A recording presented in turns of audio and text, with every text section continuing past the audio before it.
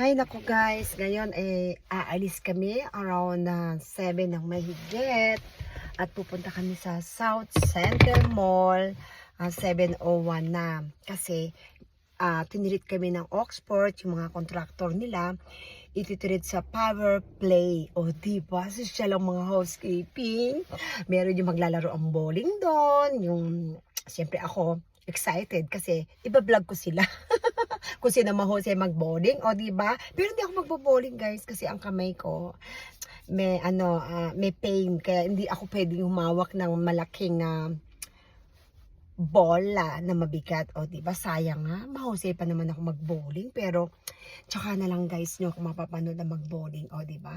Pero for now ay magbibideo-video lang ako doon, ikot-ikot doon sa buong kapaligiran doon sa Power Play. Kaya kung gusto niyo pumunta doon guys, nako, pumunta kayo doon dahil ang Power Play is maganda ang bowlingan nila. Ha? See you there guys!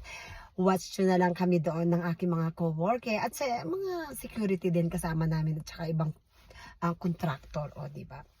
Real Mas Life, like and share and subscribe, hit the notification bell para makita nyo ang aking mga videos. Okay, bye!